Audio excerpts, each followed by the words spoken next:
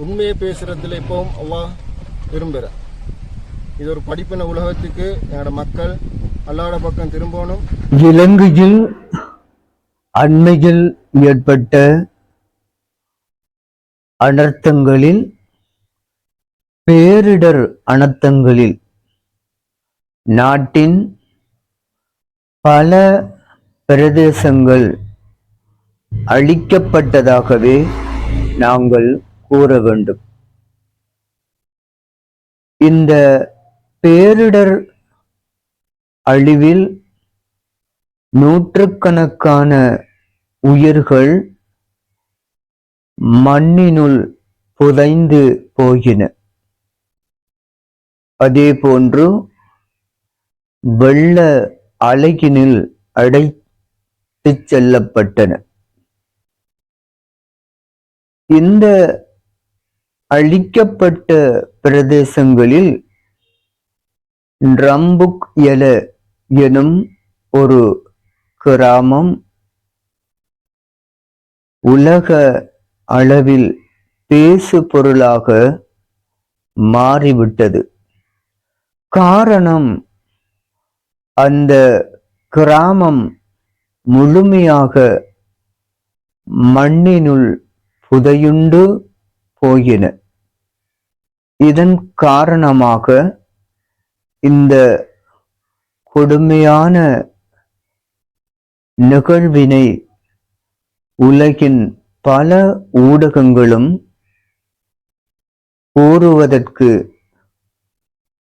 கூறிக்கொண்டிருப்பதனை நாம் பார்க்கின்றோம். அந்த வகையிலே எமது இந்த யூடியூப் சேனலிலும்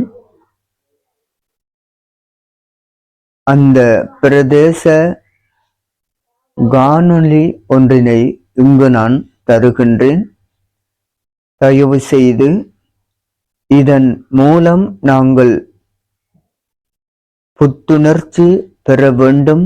அந்த மக்களுக்காக ஈருலக பாக்கியங்களையும் வேண்டி பிரார்த்தனை புரிய வேண்டும் என்பதுடன் இந்த சேனலினை தாங்கள் சப்ஸ்கிரைப் செய்யுமாறும் தயவுடன் வேண்டிக் கொள்ளுகின்றேன்.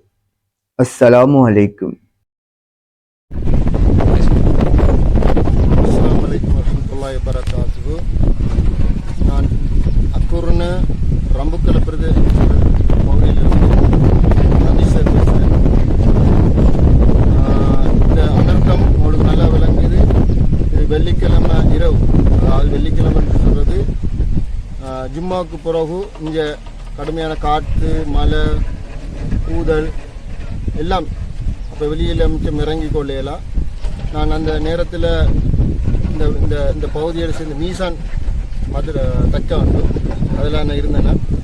இப்போ அந்த பள்ளியில் அசர் தொழுகை, மாரி தொழுகை, இஷா தொழுகையை நடத்தி முடிச்சுட்டு இஷாவுக்கு பிறகு நாங்கள் நேரத்தோடு படுத்துட்டோம். படுத்ததுக்கு பிறகு இரவு 12 மணி போல், 12 மணிக்கு பிறகு கதவு தட்டும்போது தான் விளங்கிச்சு ஏதோ அனர்த்தம் நடந்திருக்குன்ட்டு. அந்த நேரம் அதில் பாதிக்கப்பட்டவங்க தப்பி பொழைச்சி வந்து இதாகும் பொழுது நான் விஷயம் தெரிஞ்சு என் குடும்பத்தார்கள் நினச்சி நான் ஓடினேன். தனியாக இரவு நேரம் ஓடி வந்தது. அந்த நேரத்தில் ரோட்டில் மரங்களும் மண்ணுகளும் விழுந்து கிடந்ததால் இருட்டு பனிமண்டலம் அதனால் எனக்கு போய்க்கொள்ளலை.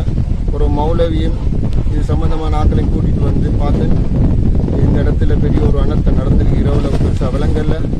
காலையில் விடிஞ்சது பிறகு பார்த்தா இந்த மாதிரி ஒரு கோலத்தில் இந்த இடம் இருந்துச்சு. இதில் என்னோட ஒய்ஃபோட தாத்தா வீட்டுக்கு எங்களோட ஒய்ஃப், என் மகள், என் மகன், மாமி, ஒய்ஃபோட தாத்தாவும் அவரோட 3 பிள்ளைகள், என்னோட மூத்த மைனியோட ஒரு மகளும், அதில் மொத்தம் 9 பேர் அதில் வஃபாத்தாயிட்டார்கள்.